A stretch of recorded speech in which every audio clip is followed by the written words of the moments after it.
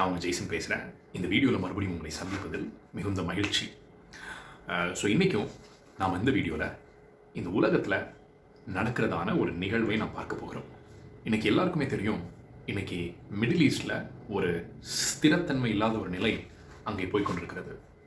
அங்கே ஈரான் மற்றும் இஸ்ரேல் நாடுகளுக்கிடையே ஒரு பெரிய போர் பதற்றம் உருவாகி இருக்கிறது. ஆல்ரெடி இஸ்ரேல் மீது ஈரான் மீது இஸ்ரேலும் ஒரு கடுமையான தாக்குதல்களை ஆரம்பித்திருக்கிறார்கள். இது பல நாளாக போயிட்டுருக்கு.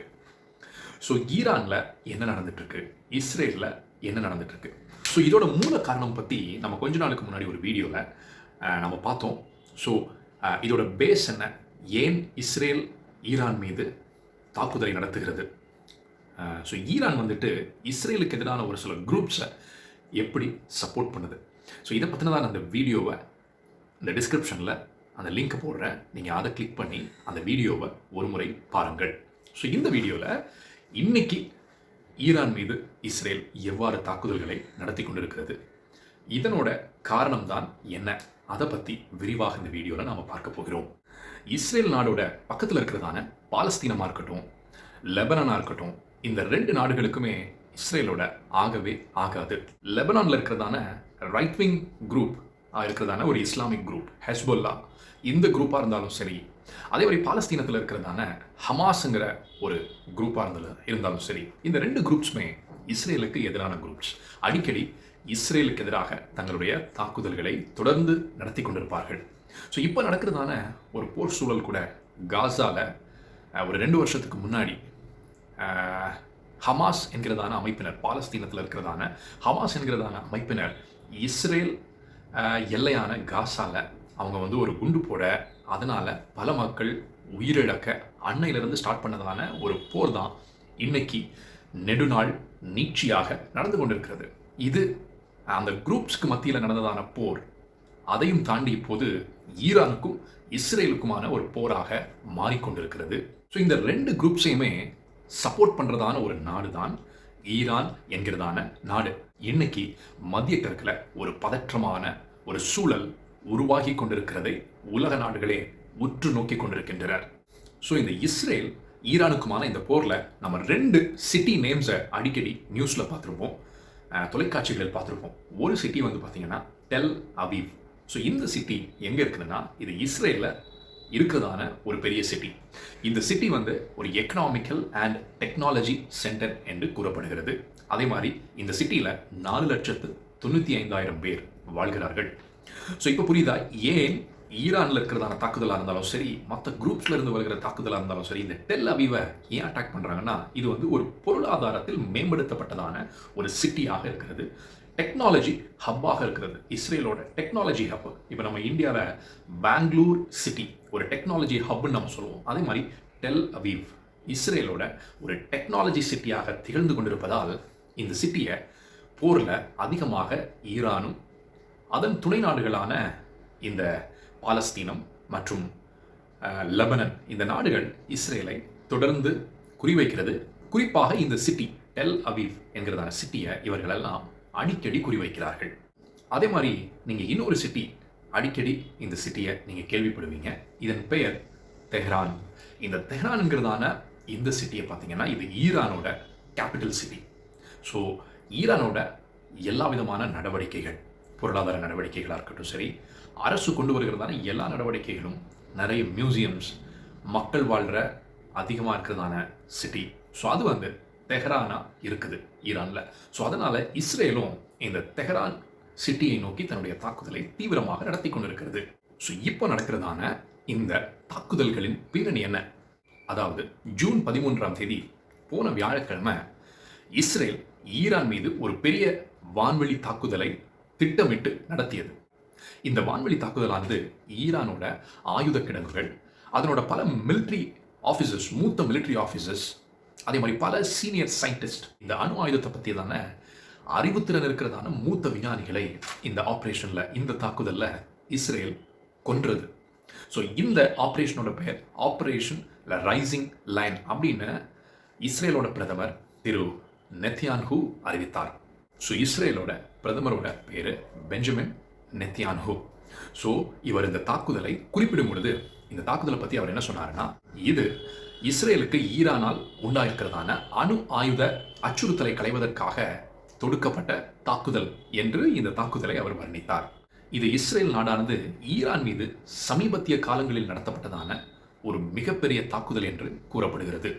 அதே மாதிரி பெஞ்சமின் நெத்தன்யாகு அவர்கள் தன்னுடைய அறிக்கையில் என்ன சொல்லியிருக்காருன்னா, இது ஈரானிய மக்கள் தங்களுடைய உண்மையான விடுதலைக்காக நிற்க வேண்டிய சரியான தருணம் எனவும், ஒரு ஈவில் அதிகாரத்தை, அக்கிரம அதிகாரத்தை எதிர்த்து நிற்க வேண்டியதான சரியான தருணம் எனவும், இப்போது இருக்கிறதான அரசானது ஒரு வலிமையற்ற அரசானது என்று அலி காமினேனி என்கிறதான ஈரானின் உயர்மட்ட தலைவர் அவரை குறிவைத்து தன்னுடைய அறிக்கையில் தெரிவித்திருக்கிறார் இஸ்ரேல் பிரதமர் அவர்கள். ஸோ இஸ்ரேலுக்கும் ஈரானுக்கும் எப்போதுமே ஒரு சுமூக உறவு இருந்ததே கிடையாது. ஸோ 1979 ஆண்டிற்கு முன் 1979 ஆண்டு நடந்ததான அந்த இஸ்லாமிக் ரெவல்யூஷன் மூலமாக ஒரு மத சார்போடு ஏற்படுத்தப்பட்ட அரசு தான் ஈரானில் இன்னைக்கு இருக்கு. ஈரானில் பிரதமர் போன்ற அதிபர் போன்ற பதவிகள் இருந்தாலும் அங்கே இந்த மத அமைப்பை சேர்ந்த அந்த உயர்மட்ட தலைமை இருக்கிறதான அந்த தலைமை தான் ஈரானில் முக்கியமான டெசிஷன் எடுக்கிறாங்க. 1979 அந்த ரெவல்யூஷனில் அன்னைக்கு அந்த உயர்மட்ட தலைவராக இருந்தவர் ஆயத்தொல்லா கொமைனி அப்படிங்கிறவர் இருந்தார். இந்த வழியில் இன்னைக்கு ஈரானில் அலி கமேனி என்கிறவர் உயர்மட்ட தலைவராக இருக்கிறார். ஈரானில் இருக்கிறதான இஸ்லாமிய அரசானது இஸ்ரேலை எப்பவுமே பாலஸ்தீனத்தை பிடித்து வைத்திருக்க ஒரு நாடாக தான் பார்த்தது. அது ஈரானுக்கு பிடிக்கவில்லை. இஸ்ரேலை இந்த உயர்மட்ட தலைமையில் இருந்ததான அந்த ஆயத்தொல்லா அவர் எப்படி வர்ணிச்சார்னா, இஸ்ரேலை ஒரு குட்டி சாத்தான் எனவும், அதே மாதிரி அமெரிக்க நாட ஒரு பெரிய சைத்தான் எனவும் குறிப்பிட்டிருக்கிறார். இப்போது இருக்கிற சூழ்நிலையில் ஈரான் கிட்ட அணு ஆயுதங்கள் சேர்றது இஸ்ரேலுக்கு பிடிக்கவில்லை. அதே மாதிரி இது அமெரிக்காவுக்கும் பிடிக்காமல் இருக்கிறது. ஏன்னா ஈரான்கிட்ட அணு ஆயுதங்கள் சேர்ந்தால் அந்த மிடில் ஈஸ்டில் அணு ஆயுதத்தை வைத்திருக்கிறதான ஒரே நாடு இஸ்ரேலாக இப்போது இருக்கிறது. ஸோ இது ஈரான்டையும் வந்துருச்சுன்னா இது ஒரு அச்சுறுத்தலாக பார்க்கப்படுகிறது. மத்திய கிழக்கு நாடுகளுக்கும் இது அச்சுறுத்தலாக இருக்கும். அதே மாதிரி இஸ்ரேலுக்கும் இது ஒரு மிகப்பெரிய அச்சுறுத்தலாக இருக்கும். அதே மாதிரி ஈரான் அமெரிக்காவை இந்த அணு ஆயுதத்தை வைத்து மிரட்டுவதற்கும் இது வசதியாக இருக்கும். அதனால் இஸ்ரேல் எப்படி இந்த ஈரானிடம் அணு ஆயுதம் இருப்பதை விரும்பவில்லையோ அமெரிக்காவும் இதை விரும்பவில்லை. அமெரிக்கா ஈரானோடு பல கட்ட பேச்சுவார்த்தைகள் இந்த அணு ஆயுதத்தை குறித்ததான ஒரு ஒப்பந்தத்தை கையெழுத்திட நிர்பந்தித்த பொழுதும் இன்னைக்கு வரைக்கும் ஈரான் அந்த ஒப்பந்தத்தில் கையெழுத்திடுவதற்கு மறுத்து வருகிறது.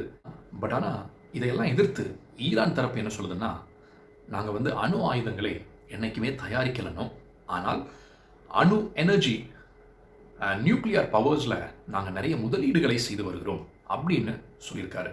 நியூக்ளியர் பவர்ஸ்ன்னு சொல்லும்போது அந்த யுரேனியம், அந்த அணு ஆயுதங்களுக்கு தேவையான அந்த மிகப்பெரியதான அந்த மூலப்பொருளான யுரேனியத்தை செறிவூட்டும் பணிகளில் நாங்கள் ஈடுபட்டு வருகிறோம். ஸோ இந்த யுரேனியம் செறிவூட்டப்படுதலை தொடர்ந்து ஈரானானது நிகழ்த்தி வந்தால் அவர்கள் இந்த யுரேனியத்தால் ஒரு அணுகுண்டை கூட செய்ய முடியும்.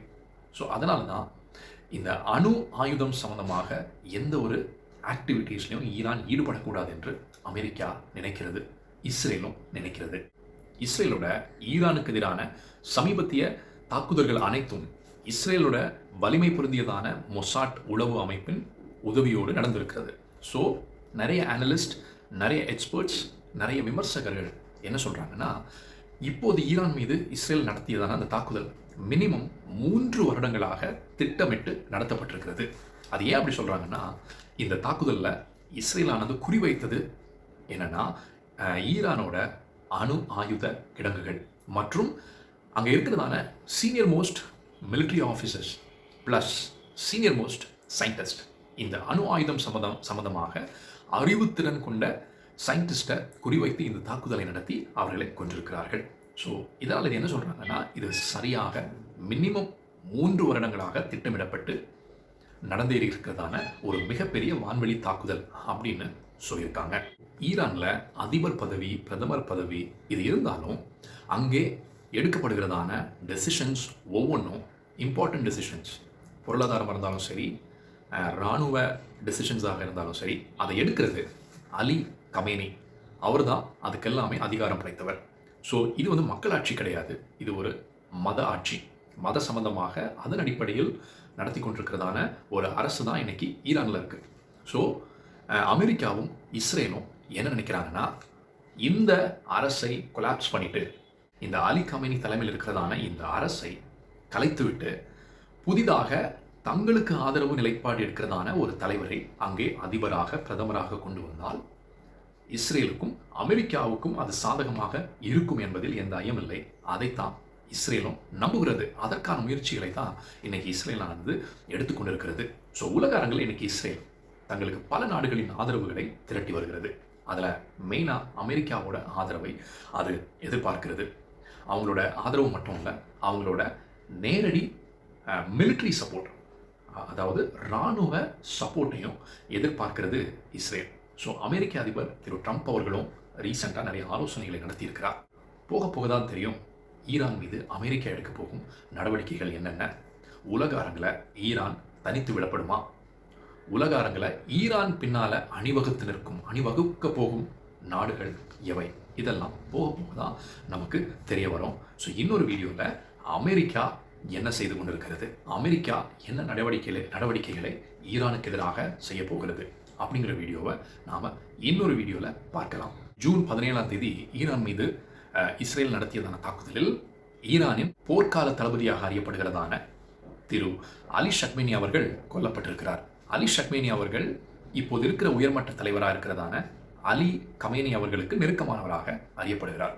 ஸோ தொடர்ந்து இஸ்ரேல் மீது ஈரானும், ஈரான் மீது இஸ்ரேலும் பெரிய பெரிய தாக்குதல்களை, ஏவுகணைகளை வைத்து தாக்குதல்களை நடத்தி கொண்டிருக்கிறார்கள். ஸோ போக போக இது எப்படி மாறும் என்பது போக போக தான் தெரியும். ஸோ இது ஒரு பெரிய போராக கூட மாறலாம். இஸ்ரேல் ஈரானுடைய அணு ஆயுதங்களை முறியடிப்பதற்கு மிகப்பெரிய போரை தொடங்கலாம் அப்படின்னுலாம் சொல்கிறாங்க. பட் ஆனால் நம்ம எல்லாத்தையுமே உலக அரங்கில் நடக்கிறதான அரசியல் இது எல்லாத்தையுமே நம்ம பொறுத்து தான் நாம் பார்க்கணும். ஸோ என்ன தான் ஈரான் இஸ்ரேல் மீது தொடர்ந்து தாக்குதல்களை நடத்தி கொண்டிருந்தாலும், இந்த போர் பதற்றம் நிறைந்ததான அந்த சூழ்நிலையில் இஸ்ரேலோட கையே ஓங்கி இருக்கிறது என்று சொல்லலாம். அதனுடைய நடவடிக்கைகள் அப்படித்தான் உலக அரங்கில் தெரிகிறது. பொறுத்திருந்து பார்க்கலாம் என்ன நடக்கிறது என்று. இன்னொரு வீடியோவில் அமெரிக்காவை பற்றி, அமெரிக்கா இந்த விஷயத்தில் என்ன செய்து கொண்டிருக்கிறது, ட்ரம்ப் நிர்வாகமானது என்ன நடவடிக்கைகளை எடுக்கப் போகிறது என்பதை குறித்ததான தகவல்களை இனி வருகிறதான வீடியோவில் நாம் பார்க்கலாம். நான் உங்கள் ஜெய்சன் சாமியல். தொடர்ந்து என்னோடு இணைந்திருங்கள். நன்றி, வணக்கம்.